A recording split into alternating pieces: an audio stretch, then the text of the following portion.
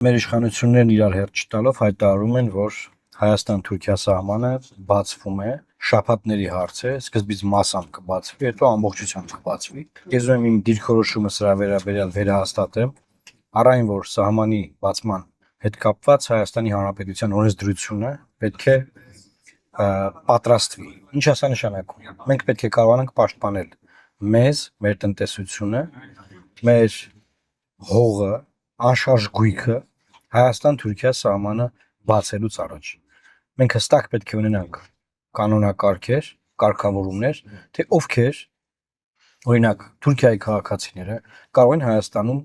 հող, անշարժ գույք, բաժնեմասեր գնել տարբեր ռազմավարական եւ ոչ ռազմավարական օբյեկտներում, ռազմավարական եւ ոչ ռազմավարական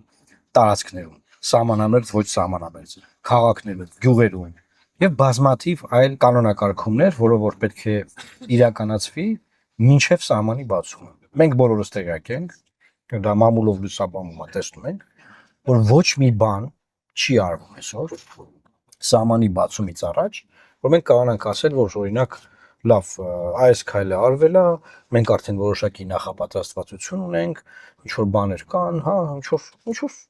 նախապատրաստություններ։ Դինես չի, չէ՞ որ մենք ինչ որ բարեկամ երկրի հետ սահման ենք բացում։ Ոչ մի մտահոգություն չունենք։ Հանգիստ բացենք, sense բացենք։ Այսօր ամբողջ աշխարհը պրոտեկցիոնիզմ է իրականացնում։ Ինչա պրոտեկցիոնիզմ, որ երկրները իրենց տնտեսությունը, իրենց արտադրողին, իրենց գյուղացուն, իրենց ֆերմերին,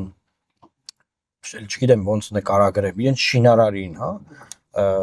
պաշտպանում են։ Տարբեր օրենքներ, կանոնակարգեր են ընդունում, որ պաշտպանեն հարևան երկրներից եւ ընդհանրապես պաշտպանեն եւ տան առավելություններ, որ տվյալ երկրի տարածքում առաջնահերթությունը զարգանալու ունենան նրանք, ովքեր տվյալ երկրի քաղաքացիներ են։ Խոսքը գնում է եվրոպական մոդելի ազգային պետությունների մասին։ Հայաստանը դեռևս շատ կարևոր հանգամանք է։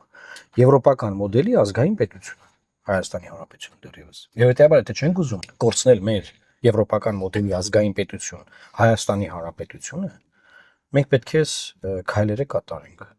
Խորհրդարանական մեծամասնությունը, ընդդիմությունն էլ կարող է նման քայլերով հանդես գալ։ Այսինքն երբեք Հայաստանը մոտ չի եղել այսքան սահմանի բացմանը։